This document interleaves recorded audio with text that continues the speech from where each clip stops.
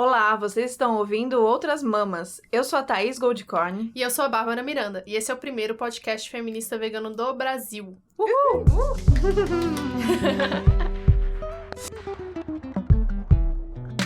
Então, hoje estamos aqui com Isa Meirelles. Bem-vinda, Isa. Bem-vinda. Muitas Isas, né? Muitas Isas. Eu acho A que só nossa vem Isa terceira aqui. Isa. É verdade. Sério? É sério. Isadora... A Tab. Isa Saldanha. Teve mais? Não. Não, acho que não. Acho que foi isso, né? Muita Isa. E E nossa eu sou terceira Isadora Isa. também, Isadora. caramba. Ah, Isadora? É que é Isabela. eu acho que A Isabela. Uma Isadora e uma Isabela. Isso. Isas. Daqui a pouco vai vir a Isa, cantora, tá, gente? Dedinhos cruzados. Tá. Então, Isa, a gente quer que você... Eu não vou nem apresentar aqui, porque eu acho que a pessoa se apresenta tão Ela bem. se apresenta. Ah, É, verdade. Apresenta um pouco de você, fala um pouco da sua história e por que a gente chamou você aqui.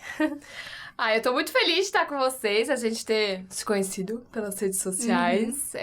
Já começo a falar que eu realmente acredito na potência das redes sociais pra unir as pessoas, pra se conhecerem, pra você ampliar a sua perspectiva de vida, porque a gente tem uma mania histórica de apresentar as coisas a partir do nosso referencial, né, individual. Então, eu acho que aí é o ponto inicial da minha trajetória até aqui, que foi quando eu percebi que, como comunicadora formada em relações públicas, eu me comunicava com um padrão de pessoa, de corpo. Então eu nunca pensei na diversidade dos seres humanos enquanto diversidade funcional dos corpos. Então, entendendo que a comunicação ela precisa ser construída de uma forma que englobe pessoas que têm algum tipo de deficiência, que tem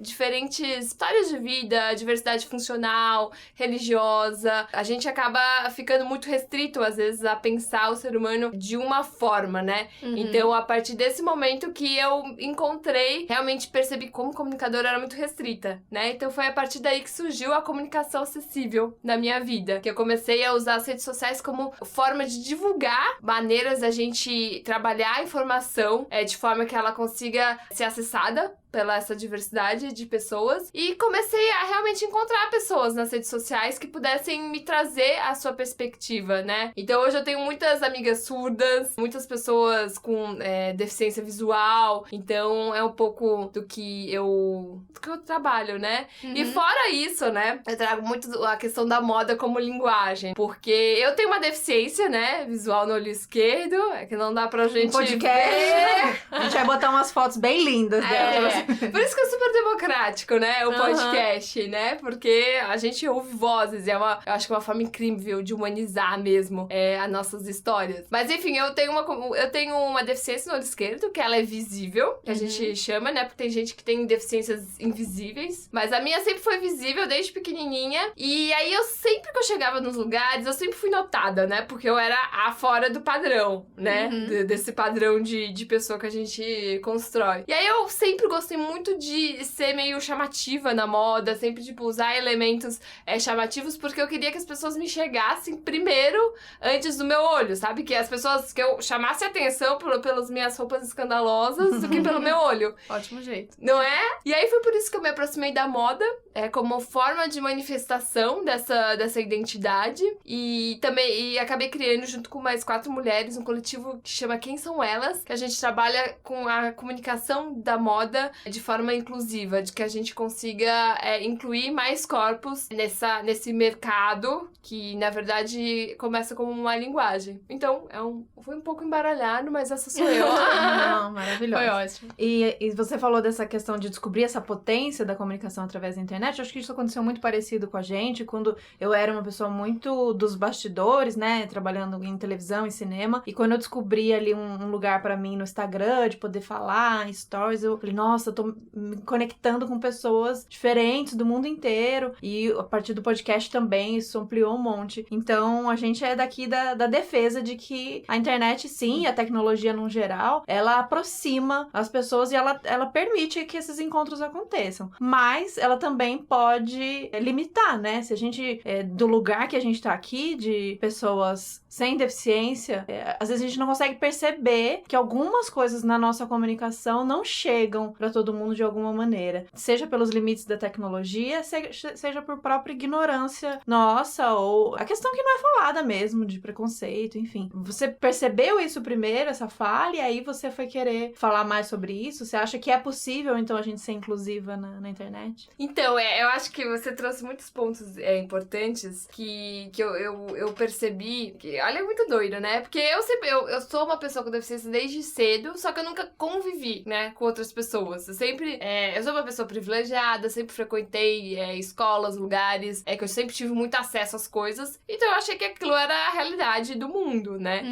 Então, eu acho que a internet, ela pode ser muito excludente por ela fazer as pessoas ficarem muito distantes uma das outras e não conviverem, né? Porque, tipo, muitas vezes você tá ali criando conteúdo, fazendo stories, e você esquece que quem tá consumindo é uma pessoa que tá atrás de uma tela, tá, sei lá, na Nova Zelândia, em outro lugar. Então, a gente perde um pouco do contato e a gente esquece que a gente tá produzindo algo pra alguém que tá atrás de uma tela. Ou, assim, atrás de, né? De tela, né? Acho que principalmente, ia falar de rádio, mas...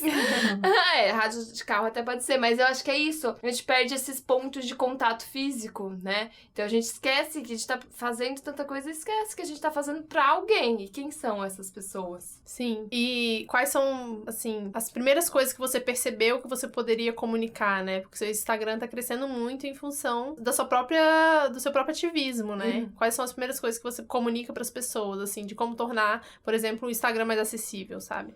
Então, eu acho que, assim, que realmente importa cada um pode fazer alguma coisa pra tornar o mundo mais acessível. Acho que esse é o primeiro ponto, porque a gente tem essa mania, não sei, de achar que as grandes revoluções são de grandes ideias, sabe? Então a gente acaba se redimindo, se tirando a responsabilidade de fazer coisas pequenas, né? Então eu acho que essa é a principal, vamos deixar, sei lá, um principal recado, principal mensagem que eu deixo pra todo mundo, que é, assim, cada um começar a colocar texto alternativo nas fotos, que é nada mais do que fazer a descrição das fotos. Isso muda, conecta pessoas que nunca puderam acessar as redes sociais, que são pessoas cegas.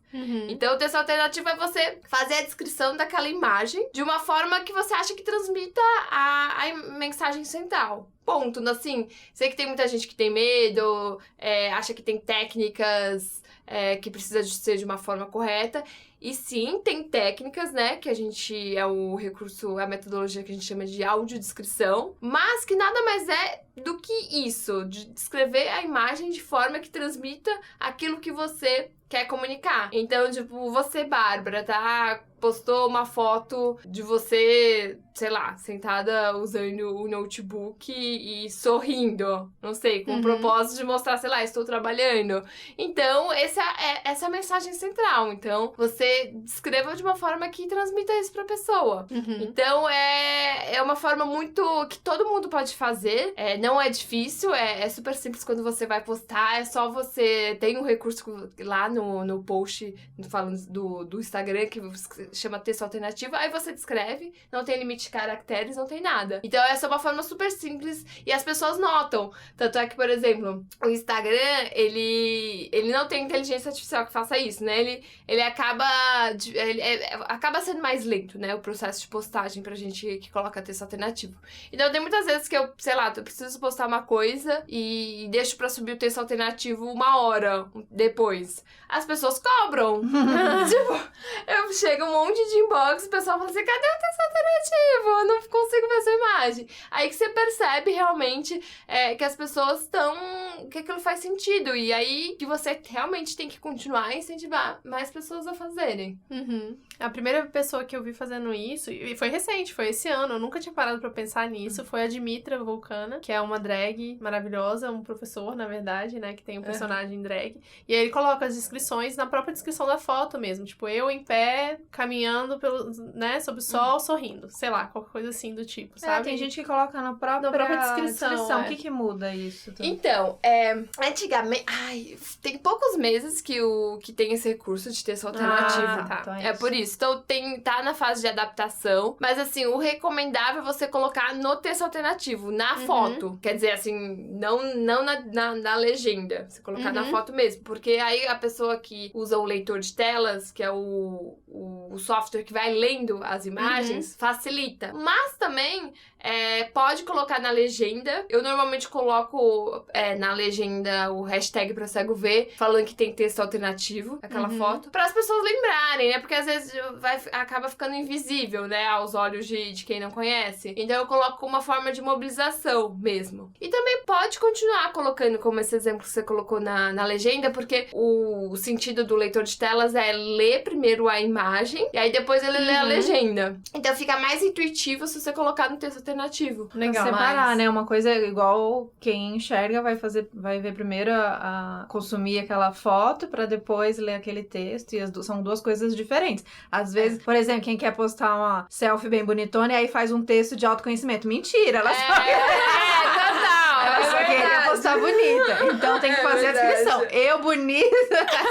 É verdade. Eu gosto do jeito que a Mariana Torquato, pra quem não conhece a Mariana Torquato, também ela tem o maior canal de pessoa com deficiência no YouTube. Maravilhosa. Vai uma mãozinha. Maravilhosa, maravilhosa, maravilhosa. E ela posta bem umas fotos biscoiteiras. Linda. E selfie na praia, toda linda. E a descrição, ela sempre coloca: Mariana está linda, radiante. Ela usa o humor também. Ela usa. Então tem uma coisa, acho que se você for fazer isso, se for... Né, porque a gente tá falando pra gente que tem a sua conta lá pessoal no Instagram, mas isso vale principalmente pra empresas, pra quem produz conteúdo profissionalmente, né? Isso aí vira quase que obrigação. E aí, você vai fazer uma descrição sem julgamento, né? Sem se é bonito ou não é bonito, é uma coisa mais descritiva mesmo. Mas no caso da Mariana, ela usa humor, ela faz isso já, ela tem essa relação com os seguidores dela ser mais descontraída, ser uma coisa mais leve. Faz então parte da ela marca dela, né? Da identidade. Exato. Então, se ela usa isso na foto, de tirar uma foto mais descontraída, na descrição ela também vai fazer essa mesma linguagem. E aí, acho que ela aproxima todo mundo. Mas você sabe que conversando com pessoas cegas, elas gostam. Elas não gostam, por exemplo, elas não gostam de linguagem objetiva. Como é pregado pela descrição. Que, é claro, tem vários tipos de deficiência visual. Tem gente que já nasceu cego, tem gente que depois adquiriu depois, que tem baixa visão, tem várias características, mas muita gente gosta desse ar divertido, descontraído. Então, é uma área de pesquisa relativamente nova aqui no Brasil, e não tá se descobrindo ainda mais no contexto das redes sociais. Tipo, uma coisa é você descrever um livro didático, ciência, por exemplo. Você tem que ser objetivo pro estudante ele conseguir acessar aquele conteúdo pra fazer uma prova, pra entender o conteúdo. Mas nas redes sociais, será que a gente não pode ser tudo com humor mesmo? Sabe? Pensando numa forma descontraída. Sim. Eu acredito muito. Eu acho super legal como a Mari faz essa descrição. E tem marcas fazendo assim. Não sei, eu posso citar nome de marcas? Aqui? Claro.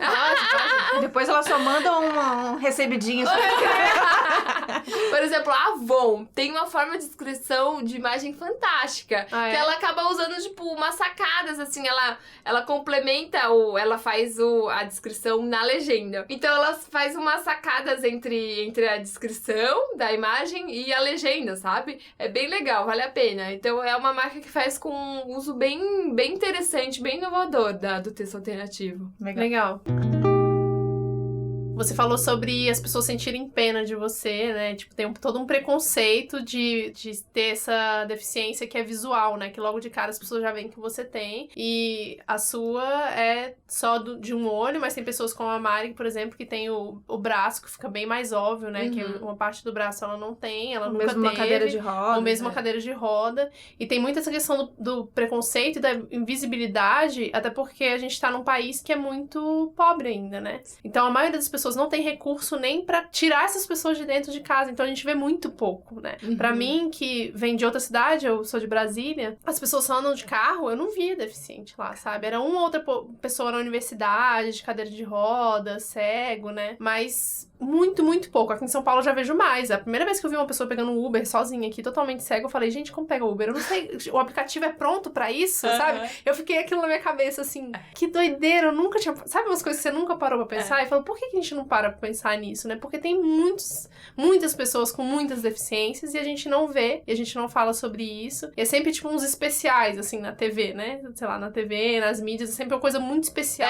É uma pessoa, exemplo, sempre, né? E mesmo quando você vê, isso é tão tabu, que aí, eu acho que num vídeo da Mari ela fala isso. Ela fala, as pessoas ou perguntam o que aconteceu com o meu braço, ou elas não perguntam, mas elas estão visivelmente desconfortáveis, e elas queriam perguntar, elas não perguntam porque acham que perguntar é ofender, ou vai me lembrar de uma história triste e tal. Eu imagino que com o seu olho deve acontecer parecido. A pessoa olhar e falar, tem alguma coisa ali, eu não sei se eu pergunto, eu não sei se eu não pergunto. Então cria um clima, aí distancia, né? Acho que não aproxima, porque na real a pessoa quer perguntar. O que aconteceu no seu olho? Você enxerga? Você não enxerga? Porque é curiosidade, né, do ser humano. Óbvio, não sendo escroto, né, gente? Do nada chegar na pessoa. Mas é uma curiosidade do ser humano e a gente se afasta muito de ainda ser um tabu, né? E de a gente ver pouco representado. Mas olha aqui, essa questão do tabu, ela é muito forte. Eu te garanto que tem pessoas que me conhecem, sei lá, desde muito cedo, que até hoje não sabem o que aconteceu com o meu olho. Sério? Te juro. Porque eu sei, eu cheguei no momento que eu falei assim, eu preciso falar porque as pessoas não vão me perguntar, né? Então, e aí eu sempre vi todo mundo assim, tipo... às vezes tinha... Olha que doido. Às vezes a pessoa tinha medo, se falava, ai, seus olhos, sabe que eu só tenho... que eu enxergo de um... Sabe essas coisinhas que eu sempre via que ficava assim eu percebia, ela não sabe se eu enxergo e tal. E aí, a minha estratégia foi, as pessoas não vão me perguntar, então eu vou falar. Espontaneamente. Então, sei lá, eu sempre fui muito extrovertida, e aí começava a fazer piada, sempre fiz piada do meu olho, da minha situação. Então eu adotei essa postura porque... pra quebrar o gelo, sabe? Foi a forma que eu encontrei de quebrar o gelo, porque as pessoas têm medo mesmo, é um tabu, não convive, né? Igual a Bá falou, as pessoas não convivem, não sabem da existência. A maior parte das pessoas com deficiência são em países em desenvolvimento e periférico, porque ainda a cegueira tá muito relacionada, por exemplo, à desnutrição. Então, o número de deficiência, ele é proporcional à renda do país, ao PIB. Quanto mais rico o país, menos pessoas com deficiência existe. Por uma série de motivos, né? De saúde ali, de gestação e depois na primeira infância. Então, essas pessoas estão presas em casa ainda. E aí, tipo, você tem a questão da cidade, a mobilidade. Cidades como São Paulo, elas permitem esse encontro. Agora, Brasília, não. Então, a gente tá... né, eu digo que as pessoas com deficiência estão lutando ali, estão no primeiro estágio ali da base social. Estão lutando pra sair de casa ainda, pra conseguir ser inseridas. Então, por isso que esse é o tabu. As pessoas não convivem, aí não sabem como tratar. E aí, que eu acho que é legal ter, tipo, a Mari, né, que é a youtuber, tem outras pessoas falando sobre isso que acabam trazendo de uma forma divertida e humorística pra aproximar as pessoas da deficiência e pra isso ir cada vez menos sendo tabu, né? E já que a gente falou nessas marcas, e já que a gente falou em internet, em produzir conteúdo, uma das coisas que a gente quase não vê, mas talvez a gente já tenha vendo um movimento mudando isso, talvez seu trabalho também seja aí, é das marcas também, já que hoje o que as marcas mais fazem é investir em influenciadores e pagar criador pra fazer propaganda pra sua marca, que são as publis e o evento, e vai pro Rock in Rio e leva influenciador. Cadê as pessoas com deficiência? Primeiro, cadê a diversidade, né? Eu acho que isso tem melhorado, mas ainda é um padrão que a gente consegue repetir com as mulheres gordas que encabeçam muito esse movimento. Acho que tiveram que lutar bastante para estarem incluídas nessas campanhas e tal. Pessoas negras nem se fala, mas as pessoas com deficiência também, né? A gente vê muito pouco. Quantas pessoas com deficiência você já viu numa campanha? Isso falando em internet, mas também a gente pode ampliar isso para comerciais de TV, por aí vai. Acho que é uma luta ainda, né? Então, eu sou um pouco cética, realista, porque eu acho que as empresas estão falando tanto de diversidade porque elas estão interessadas no potencial econômico. Claro. Tipo, público LGBT, né? Caramba, agora todas as marcas, né, querem estar ali na parada gay pra ganhar dinheiro em cima desse público, porque ele se comprova que tem menos filhos, investe pra caramba em entretenimento, né, em si mesmo. Então é um público que as marcas estão olhando, estão querendo trazer, né, conversar. Tem o plus size, né, que teve um boom, que era um mercado que também estava totalmente excluído, não tinha nenhum, as marcas não estavam olhando pra essas pessoas, e elas têm um potencial de consumo enorme. Não sei se vocês conhecem o Pop Plus aqui Não. da Flávia Durante, que é a maior feira. É uma feira, já vi. Sim, Já viu? Que acontece no Clube Homes, em São Paulo. E caramba, ela desbravou um mercado que ele tava silenciado, né? Mas porque as pessoas têm poder econômico. As pessoas com deficiência não têm poder econômico ainda. A gente tá falando de 1% de pessoas empregadas. 1% das pessoas com deficiência estão empregadas. Caramba. Nossa. Então, eu vejo muito por conta disso. Tem algumas marcas tentando começar, sabe? Iniciar conversas com esse público. Mas eu acredito que essa exclusão ainda se deve a isso. Essa falta de pressão econômica mesmo desse Não tem desse interesse público. comercial. E esses outros nichos, vamos dizer assim, tem interesse comercial porque viram como um público... Como possível, um branding assim. mesmo, né? E faz, tipo, uma marca mesmo. E vem muito a questão da capacidade individual também, né? Eu me relaciono muito minimamente com isso, porque eu tenho uma insuficiência no corpo que é invisível, porque eu tenho diabetes desde criança. Quando as pessoas descobrem... Eu sou totalmente funcional, né? Funciono normalmente na sociedade, mas quando as pessoas descobrem, a primeira palavra que eu ouço sempre é tipo, nossa, que pena, deve ser muito ruim, né? Eu falo, não, vivo normalmente, tá tudo certo com a minha vida, sabe?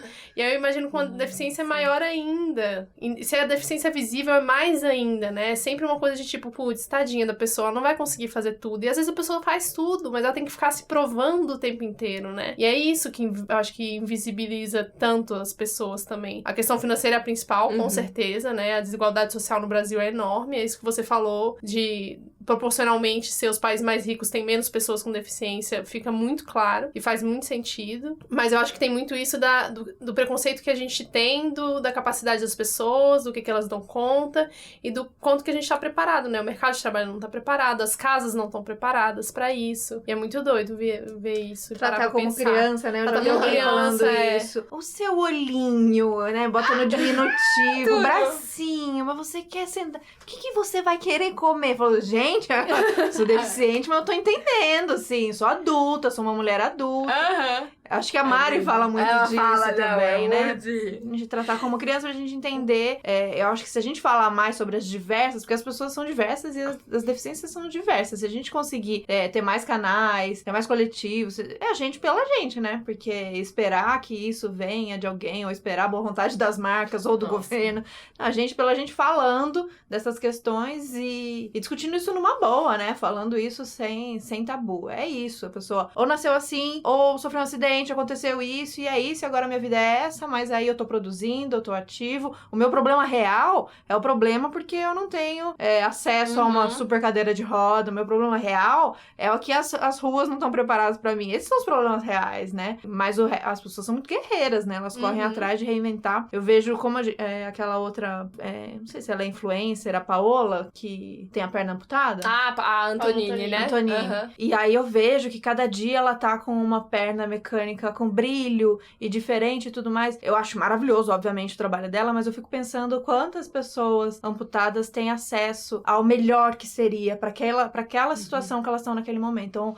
aconteceu um acidente, que bosta, eu perdi a perna, que bosta, mas o que tem aí de tecnologia na medicina que vai deixar a minha vida funcional de novo, mais fácil? A Paola dança e ela dirige, ela faz todas as coisas dela, mas essa não é a realidade, né, das pessoas. A gente ainda tem muito esse limite que é o social, né? Que é o financeiro. Então, o problema da Paola é que ela é uma, né? Ela é uma, né? E não tem nada a ver com a parcela das pessoas com deficiência, que realmente não tem acesso, né? E aí, quando a gente fala de acessibilidade, a gente fala de diferentes dimensões de acessibilidade. Começando que eu acho que a mais conhecida é a física, né? Que é a questão da rampa, do piso tátil, da cidade mesmo, né? Da arquitetura ser acessível pra todo mundo, que isso inclui calçadas com espaçamento bom pra todo mundo andar, que você que usa salto vai conseguir andar, você que tá empurrando o carrinho de bebê vai conseguir andar. Idoso, caramba, eu falo, gente, como que a gente não acordou pra acessibilidade? Porque a nossa sociedade tá envelhecendo, né? Então, é urgente a gente falar sobre acessibilidade, e não só na dimensão arquitetônica, que é essa mais conhecida, mas a gente ir pra acessibilidade digital, que precisa muito, né? A gente tava falando um pouco de redes sociais, agora sites também, é terrível, porque quando um site, para ser programado de forma acessível, eles precisam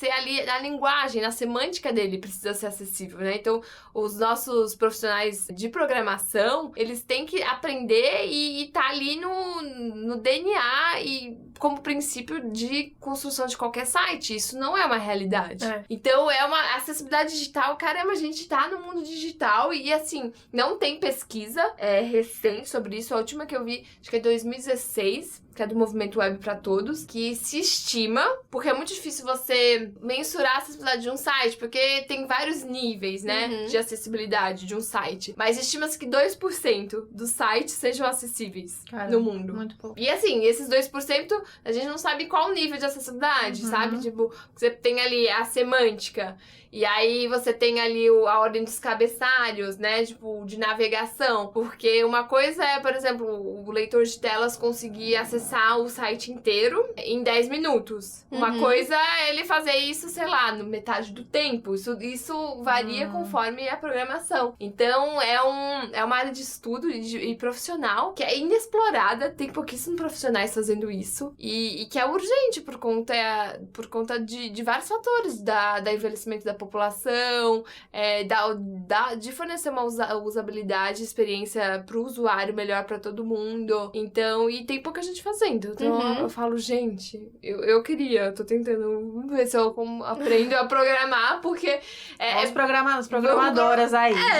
Precisamos. Porque, e assim, pra mim é bem complicado, que eu falo muito de acessibilidade da comunicação digital. Mas eu tenho um blog que ele não é 100% acessível. Eu uso uma plataforma, e aí eu uso os recursos de acessibilidade dessa plataforma, mas eu não tenho capacidade financeira pra ter um site totalmente acessível.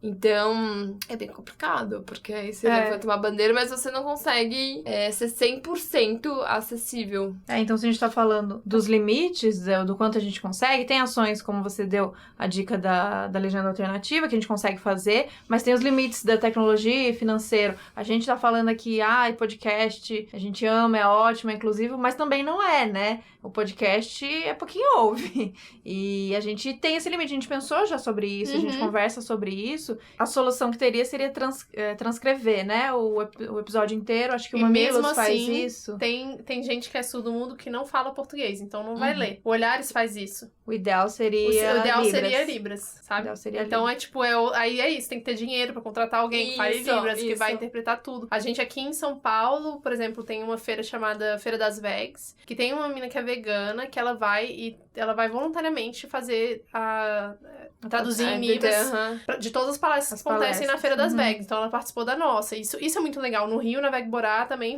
fizeram tradução da nossa. Isso é muito massa. Mas é isso. Tem a limitação financeira, principalmente. Porque se a gente tivesse dinheiro, com certeza a gente faria. Sim. Mas o limite da tecnologia também, né? Não, total. E assim, eu vejo da gente construir uma mídia mais acessível, a gente explorando o potencial de cada uma. Porque o podcast, ele é uma mídia de áudio, né? Né? Porque ele pode excluir, né? Se você não tem o recurso, por exemplo, do intérprete de Libras, a pessoa que é surda. Mas ela inclui muito a pessoa que é cega, que tem, assim, a maioria da mídia visual, ela não tem acesso. Então, eu sou muito defensora disso, da gente usar o potencial daquela mídia para um público que normalmente está excluído de uma outra que se usa 80%, né? Que as pessoas captam 80% dos estímulos que a gente capta é pela visão. Então, tudo bem, vocês estão excluindo surdos, mas vocês estão incluindo pessoas cegas.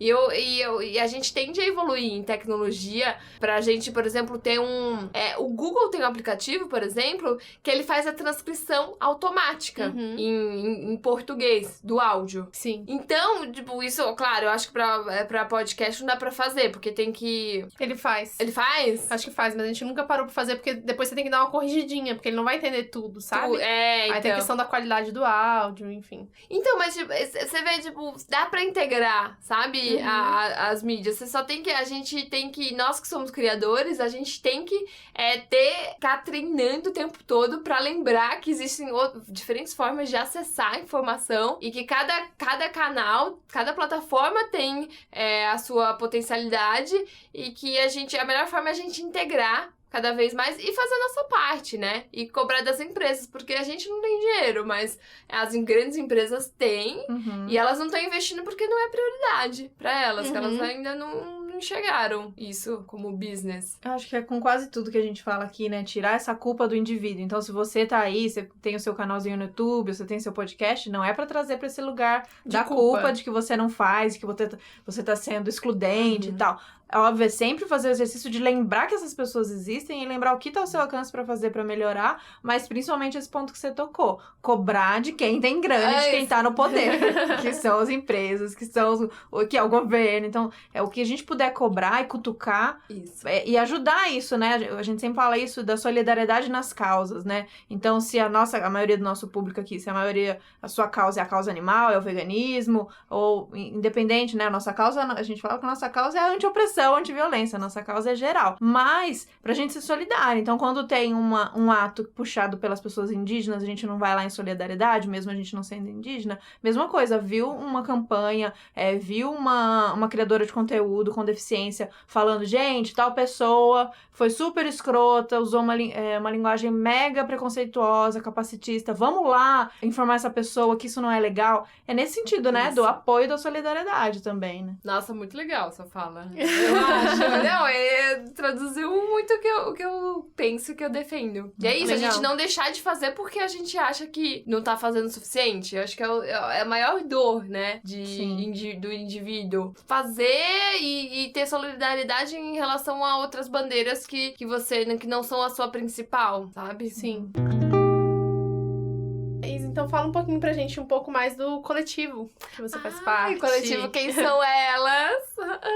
A gente se formou no começo de 2019 porque a gente se encontrou pelas redes sociais e a ideia, assim, partiu um pouco de mim porque eu vi um evento internacional que chamava The Real Catwalk, que eles fizeram um flash mob, tipo, na Times Square, em outras grandes cidades aí, e chamaram corpos diversos, tipo, gordos, com deficiência, sem, com cicatrizes, pessoas, né? Tipo, sem padrão. Pra desfilar de lingerie e com bandeiras mesmo da inclusão do corpo e ao fim dos padrões. Eu falei, gente, vamos trazer aqui pra São Paulo, já imaginei na Paulista e tal. E aí, enfim, aí nesse projeto não deu certo. Só que aí ele deu certo porque eu contatei, assim, mais uma amiga minha, que é super ativa nessa questão da comunicação acessível, ela é empreendedora. E ela falou assim, não, vamos unir mais gente. Aí a gente se conectou com mais 3 mulheres que a gente conhecia, assim, pela rede, pelos eventos que a gente frequentava de empreendedorismo e de acessibilidade. E aí, a partir daí, a gente falou assim, não, a gente precisa tentar movimentar e mobilizar mais esse movimento. Porque, assim, ele tá muito fraco em relação a outros, né? Pensando na moda. A gente tem um plus size que bombou muito, né? O movimento negro também, que tá conseguindo construir um caminho muito legal em relação às marcas enxergarem, tipo, outros tons de pele, a questão da linguagem, tentar sair um pouco dessa linguagem discriminatória e preconceituosa, muito forte. Só que é aquela coisa que a gente falou um pouquinho antes, a exclusão da pessoa com deficiência, ela é muito grande ainda. Ela tá lutando pra sair de casa. Então a gente queria muito tentar conectar pessoas, marcas, iniciativas que tem muitas ao redor do Brasil, que estão fazendo desde peças que conseguem melhorar muito uma calça para uma pessoa cadeirante, que fica sentado o dia inteiro, então ela tem uma relação totalmente diferente com a calça, e até, sei lá, recursos, aplicativos que ajudam a pessoa cega a conseguir escolher a roupa sozinha, enfim, tem muitas iniciativas, né, que tentam solucionar dores de diferentes públicos que estão excluídos. Então, assim que surgiu Quem São Elas, a gente se juntou porque a gente sentiu que estava muito separado ainda as iniciativas, que a gente precisa juntar as cabeças mesmo para pensar em formas que a gente conseguisse fazer com que essas marcas, esses empreendedores conseguissem viver disso, conseguissem realmente formar uma marca, porque muitas vezes era só estudante que fazia um projeto ali de TCC,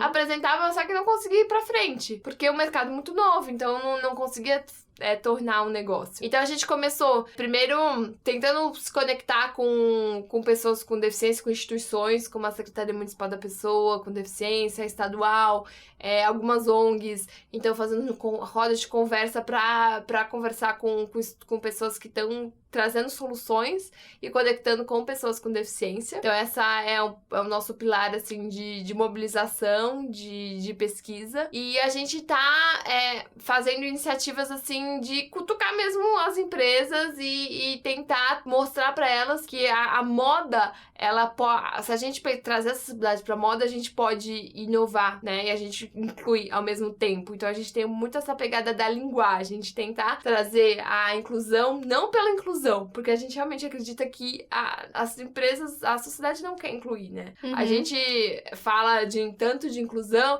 mas eu acredito que quando a gente fala de inclusão, a gente exclui, na verdade, porque a gente se coloca numa posição de que a gente quer incluir pessoas ali no nosso segmento, entendeu? Então a gente tá usando muito forte essa questão da linguagem, tentando aproximar a sociedade por meio de uma linguagem mais soft, vamos dizer, tentando trazer formas de trazer acessibilidade e inovar ao mesmo tempo. Então, recentemente, a gente lançou uma exposição fotográfica com audiodescrição. E o que era o propósito? A gente trazer mais sentidos pra moda. Então, a gente usou o tato, a audição e o visual numa fotografia de moda, que era uma provocação que a gente tinha pra moda, que é muito imagem, né? Então, a gente não falou momento nenhum de acessibilidade e inclusão, porque a gente queria trazer esse tema sem ter que falar sobre ele, né? Então a gente trouxe essa exposição pro Senac. E aí foi incrível a recepção do público, porque você conseguiu complementar muito a imagem por meio da audiodescrição, porque a gente fazia uma audiodescrição bem completa e assim, subjetiva mesmo daquela pessoa que tava ali que eram pessoas com deficiência. Então a gente nunca falava da deficiência, a gente descrevia a pessoa e suas características. Então foi o primeiro projeto que a gente colocou esse ano que, assim, teve uma recepção muito boa e a gente percebe essa diferenciação quando a gente usa uma linguagem que aproxima as pessoas e não distancia, sabe? Então é um pouco do que a gente tem feito recentemente, de tentar aproximar mesmo a sociedade da pessoa com deficiência e tentar incluir essas pessoas na moda. E assim, não só no mercado, mesmo na criação e na linguagem de moda. Muito legal. Nossa, eu falei demais, né? Não, mas foi maravilhoso. Foi maravilhoso. Gente, toma água. Nossa, eu bebi água. Muito legal o projeto. Então acompanhe o trabalho da Izzy, o trabalho do coletivo. Segue lá no Instagram, né? Segue a gente. Ai, O coletivo legal. Quem São Elas é um pouco longo. Não, mas já tá gravado e a gente vai colocar também no Medium pra vocês acompanharem lá. Então, já que a gente falou de seguir no Instagram, que dicas mais a gente pode dar pras pessoas pra, então, tudo isso que a gente conversou aqui, essa troca boa, esses ensinamentos, mas pra gente colocar isso em prática pra quem tá ouvindo conseguir pegar uma coisa que nunca tinha pensado. Acredito que já virou umas chavinhas aí de, realmente, isso eu não tava incluindo, ou isso eu não tinha pensado. As dicas pra essas pessoas aplicarem agora. Que é tudo gente boa, esse povo que Ai, que bom. Gente, ó, pensando aqui, uma coisa que eu acho muito legal, que tudo que a gente vai criar, a gente pensar em 2 canais de recepção. Então, eu vou dar um exemplo. Uma coisa que eu acho que tá se usando muito, né, em blog, é o áudio post. Então, a gente fazer o texto, escrever o texto, e a gente pega a voz mesmo, não precisa ser um locutor, narrador, com aquela voz maravilhosa, mas a gente pega ali o gravador do celular e grava e lê o texto em voz alta e grava. E aí você insere o link, o player. Tem uns portais que você consegue colocar o link ou você coloca ali mesmo o player ali, o doc. Então isso é uma forma fantástica, porque a gente usa o texto pra quem prefere texto e usa o áudio pra quem prefere áudio, sei lá, tem um dia muito corrido e prefere ouvir do que ler. Aí você inclui também pessoas que têm mais dificuldade de leitura, pode ser pessoas cegas, pode ser idosas, pode pessoas com pouco tempo. Aí você dá a possibilidade, acho que você possibilita a escolha, né, da pessoa. E aí também é bem legal, porque você às vezes se apaixona pelas vozes das pessoas. Adorei. Então por isso tem um monte de gente apaixonada pela gente. Gente, mas é sério. O podcast, o audiobook, né, estão crescendo pra caramba. Sim. E eu vi relatos da Amazon que as pessoas estão escolhendo os livros pelas vozes das pessoas, não pelos títulos. Caramba. Que demais. Então, e a gente fala muito de humanizar conteúdo, né? Porque a gente, você abre ali, a internet tem conteúdo, assim, ilimitado e o seu de tempo é limitado. Então, eu acho que essa forma de áudio post, você consegue diferenciar o teu conteúdo pela voz, pela humanização, tornar mais atraente. Então, isso é uma dica que eu deixo, que pra blog ou pra Instagram também, a gente usar mais áudio em stories, falar mais, tentar usar sempre o áudio e o texto, que aí você consegue, junto, que aí você consegue expandir, diferenciar a tua comunicação e ainda possibilitar que mais pessoas acessem aquele conteúdo. Uma coisa que eu vi, me falaram, na verdade, uma pessoa entrou em contato comigo e pediu pra eu não colocar nem, tipo, a legenda no stories. Não colocar a letra muito pequena e sempre com contraste muito alto, né? Não ficar colocando. Tem gente que tem mania de colocar, tipo, uma cor clarinha. Amarelo e branco, não sei o quê. Que aí não dá pra ler, né? E aí a gente tá falando de pessoas que têm dificuldade de ler ou estão exatamente com pressa, que a Thaís falou antes da gente começar a gravar. Tem mães que estão ali amamentando, não podem ficar ouvindo e querem ler e não conseguem ler porque tá muito pequeno, né? E ou pessoas coloca mais a velhas. luminosidade do celular também baixa pra não acordar, pra não, né, estimular o bebê. E aí você não colocou um contraste, já dificultou tudo. Nossa, não, contraste é vida, é verdade. Acho que uma coisa saindo da internet também, muito inspirada pelo Vitor, Vegano Vitor. Sim. Ele tá fazendo aula de Libras, né? A Babi pode contar melhor. Eu achei isso massa, porque geralmente a gente pensa em quem procurar um tipo de aula dessa, é porque você conheceu alguém, que aí você vai precisar conversar. Então precisa ter a demanda, alguém na sua família, ou você conheceu alguém, pra você ir lá, opa, preciso aprender isso. E quando, na real, o básico, né? Como a gente aprende inglês, daí às vezes você quer aprender espanhol, o básico de Libras também, acho que valia pra todo mundo aprender. A gente devia aprender na escola. Poder se comunicar, né? Minimamente com todo mundo. Não, o Vitor começou a fazer porque ele faz ativismo de rua e conversando com as pessoas, apareceu mais de uma vez uma pessoa surda-muda e ele falou, queria muito conversar e não consigo. E ele sabia, o Vitor já sabia um pouquinho, assim, do básico, né? Porque ele trabalhou num hospital lá em Brasília que tinha muito surdo-mudo. E aí ele resolveu fazer a aula e aqui em São Paulo é pela PUC, mas eu acredito que no Sebrae, Senac, sei lá, tem vários cursos também, é sempre muito barato, né? No Sesc tem também, eu lembro que eu vi semestre passado. Eu só não quis fazer porque eu sabia que eu não ia ter tempo de estudar. Mas o Vitor chega em casa, me ensina, e tem várias palavras que eu já consigo reconhecer, assim. É legal você estar no, tipo, sei lá, no metrô, e ver as pessoas conversando, você tipo, entendi essa palavra. Entendi essa palavra. Mas fica observando. Fernanda conversa alheia. Mas é legal isso. Não, é verdade. E o Vitor contando as histórias de como as pessoas se sentiram motivadas a fazer o curso, né? Então, junto com ele, tava fazendo uma adolescente que ela tava no estádio de futebol e tinha 2 pessoas surdo-mudas lá conversando e ela falou, gente, ela parou pra pensar, se acontece uma emergência aqui, toca sirene, eles vão demorar muito tempo pra entender o que tá acontecendo. E aí por isso ela foi fazer vários, ou uma enfermeira que trabalha no hospital e chega o paciente e não conseguiu conversar. É sempre isso, sempre do contato com as pessoas, né? Mas a gente não precisa ter esse contato e essa demanda individual pra correr atrás disso, né? Ou exigir que, por exemplo... A hora que você encontrar alguém, você já tá pronto pra conversar. A gente não pegou um Uber outro dia? Eu já peguei 3 Ubers aqui em São Paulo. Que é surdo? Sério? E queria conversar o tempo inteiro. E ele apontava, ele apontava, não sei o quê, e rolou uma comunicaçãozinha assim, mas... E eu fiquei super nervosa. Se eu tivesse sozinha, eu sou o tipo de pessoa, agora não mais, mas é como um exercício, eu ia tentar ao máximo ignorar, porque eu ia ficar nervosa de não conseguir entender ou não conseguir me expressar, e eu ia travar e ia ficar muda. E aí, como o Vitor e a Babi estavam lá, eles são mais abertos, o Vitor já sabia um pouquinho, porque eu sei o abecedário da Xuxa, eu vou assumir. É só o que eu aprendi. E aqui você fica triste com você, né? De você não saber uma coisa. E aí você trava. Fica se sentindo mal, né? Eu me sinto mal também. Culpada e tal. Então não, você arrisca, porque você não sabe Libra, mas você sabe mímica, né? Você sabe apontar, você sabe alguma coisa. Linguagem corporal, então o importante é se comunicar, né, gente? E esse motorista, especialmente, ele ficava me cutucando, assim, pra ele queria muito queria muito conversar. E eu, tipo, Não tinha mas como. massa. E tem que ter isso mesmo, né? E pra quem não sabe, o Uber avisa, tá? É só entrar lá, ver. A gente tá tão acostumado a fazer as coisas no automático que a gente não entra pra ver a descrição do motorista, às vezes, Pois né? é, E na pois é. descrição tá escrito. Tá escrito Engraçado. quais as línguas que ele fala, né? Se fala mais de uma língua e tá Sim. lá, Libras, sabe? Então é muito... Que é uma língua mesmo, É uma né? língua, de fato. É uma forma de comunicação totalmente diferente. Que eu tô E é aprendendo com o riquíssima, Vitor. né, gente? É muito legal de ver, assim, a forma como eles se comunicam. É outro tipo de linguagem. É muito legal. Então, a gente realmente buscar, eu acho que essas iniciativas, né? E tá disposto a aprender. Porque essa é a verdade. A gente tem mais é que aprender do que ensinar ou ajudar, né? Porque essas pessoas já se viram por si só, na maioria das vezes. Não, e vencer essa barreira do medo, né? Porque é inevitável, tipo, você vai num lugar, ano passado eu fui num show de um rapper surdo, esqueci o nome dele, fantástico. E eu fui com a minha amiga e a comunidade surda dela. Gente, eu era uma das únicas ali ouvintes, e eu também sei o básico do básico de Libras.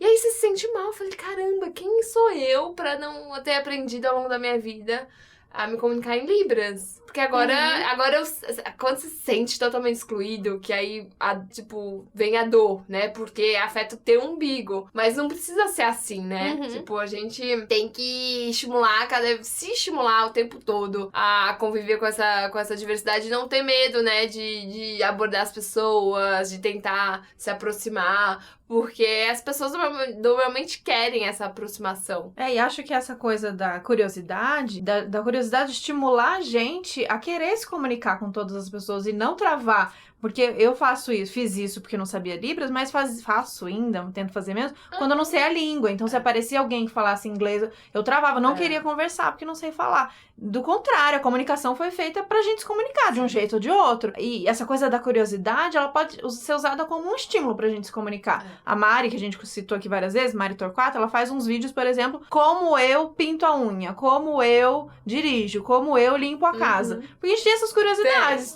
poxa, a menina não tem um braço, não tem a metade do braço, né? Tem a mãozinha que ela fala. E você pode pensar, nossa, como é que será? Será que ela consegue pintar a unha? Será que ela consegue pentear o cabelo? Como será que ela penteia o cabelo?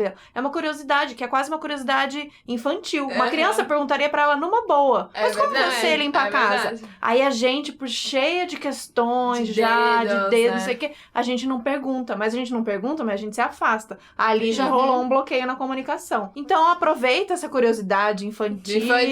Resgatar essa curiosidade. Óbvio, né, gente? Bom senso, não fica lá. Mas como você faz isso? Mas como você transa, né? Não, fala aí. Limites, mas é uma curiosidade boa, porque ela gera ali uma abertura para comunicação. E se você não sabe a linguagem, seja Libra, seja uma língua, um inglês, um espanhol, seja criativo. O ser humano é um bicho criativo, sabe? É mímica e tem linguagem que é universal, que é o carinho, que é o sorriso, que é dança, que é música, que é se mexer, tem várias coisas que dá pra fazer, que a gente sabe fazer, mas tudo que já foi ensinado pra gente do diferente, do que a gente não conhece, a gente se trava, e já vimos. Aí se a pessoa pensar que eu sou preconceituoso e não sei o quê, você não sente, você estando aberto ali a incluir aquela pessoa, acho que, óbvio que a gente pode cometer erros como na linguagem, por exemplo, né? Isso. Expressões que a gente usa, expressões racistas que a gente usa, até hoje a gente usa expressões capacitistas pra caramba, e é sempre bom estar alerta disso pra gente não ficar reproduzindo. Mas se acontecer porque você nem se tocou que aquilo era uma expressão capacitista, se alguém te corrigir, não se fecha. Eu acho ótimo que alguém me dá um toque e fala assim, Thaís, você usou uma expressão, você sabia que essa expressão é racista? Ao invés de você ficar, meu Deus, o mundo vai me achar que eu não sei o que, e travar, fala assim, boa, me desculpa, eu não sabia, da próxima você não fala mais aquilo. Acho que tem muito isso na linguagem também, né? Tipo, na intenção das pessoas, né? Porque a gente tá numa sociedade que as pessoas criticam muito, né? Apontam muito o dedo na cara dos outros, né? Não basta um errinho minúsculo ou alguma forma, assim, preconceituosa de linguagem, de se referir. E aí a gente acaba julgando demais. Então, eu acho que, né, fica nesse ciclo, as pessoas ficam com medo. E aí não tem pessoas que aproximam, que, tipo, tentam fazer esse meio de campo e aproximar. E aí acaba, fica com muito medo e gera o distanciamento. A gente leva muito como ofensa pessoal também, é. né? E a gente entende que é uma coisa sistêmica, que já tá... O preconceito é muito maior do que a gente como indivíduo, então a gente acaba reproduzindo isso de forma automática, não tem muito o que, né? Tem o que a gente fazer, é escutar, aprender, assumir que errou e vai pra frente, bola pra frente. Legal. Muito bom. A gente quer dar mais alguma dica? De repente, alguma dica de um canal, de alguma mulher muito maravilhosa que você conhece, tirando todas que a gente já falou, ou alguma iniciativa, uma ONG, alguma coisa em São Paulo, um passeio que você gosta de fazer, que tem alguma coisa? Deixa eu pensar uma coisa, eu tô tão ruim de memória. Tem, assim, eu conheço, posso falar algumas pessoas que eu acho incríveis, que usam a linguagem, a Libras de uma forma super artística e divertida, que é o Léo Castilho, tem o Isflocos também, tem várias, que agora acabou, mas, eu querendo dar dica de exposição que já foi, mas tem várias exposições agora acontecendo que usam os recursos de acessibilidade como criação artística. Uhum. Então, acabou de ter um festival promovido pela Secretaria Municipal da Pessoa com Deficiência, no Itaú Cultural, no Sesc Paulista, e todos ali é o corredor cultural da Paulista. Então, tem muitas exposições agora que estão usando recursos de acessibilidade como criação mesmo. Então, sempre tá acontecendo. Fiquem de olho por aí no Facebook, Instagram dessas instituições, sempre tá aparecendo. Legal. Então é Agora isso. eu tô sem ideias, gente. Foi ótimo. Foi Já maravilhoso, temos aí. tem bastante coisa. E se você conhecer também que tá ouvindo a gente, dá dica pra gente, que a gente repassa essa dica a mais pessoas pra gente ampliar, então, né, essa conversa e essa comunicação, já que a gente tá aqui, somos seres que gostamos de estar juntos e se comunicar, vamos comunicar com todo mundo mesmo e fazer essa reflexão que a Isa trouxe pra gente, de entender com quem a gente tá se comunicando e onde tá chegando nossa comunicação e o que a gente pode fazer pra melhorar essa comunicação, porque a gente quer mesmo se comunicar com todo mundo, Sim, sem excluir ninguém. com certeza. Obrigada, Isa, foi Obrigada, maravilhoso, foi demais, muito gente. bom. E pra você que tá ouvindo, segue a gente lá no Medium, que a gente vai colocar todos os links que a gente falou aqui hoje, e até mais pessoas, né? Depois a gente pode fazer uma lista mais completa e vamos adicionar lá no post do blog. Isso. E se alguém quiser se voluntariar pra transcrever os episódios, pode ser uma boa, vai. Que Aí, alguém topa. tem que angariar os voluntários. É isso. E se você apoia esse podcast, quer ver a gente crescer, entra no apoia.se/Outras Mamas Podcast. Segue a Isa. Qual é o Instagram? Certinho. Isa, com S, ponto Meirelles, com 2 L's. E Pronto. o coletivo Quem São Elas, pra saber mais sobre esse trabalho maravilhoso. Coletivo Quem São Elas? Nem sei como que é a nossa Não é? roupa, minha Não é gente. Acho que é isso. É isso aí. Quem são elas? Nem quem são elas. Ou procura a hashtag que acha. É verdade. Isso aí. Obrigada, Isa. Obrigada, Valeu. obrigada, gente. Tchau, tchau. Até a próxima.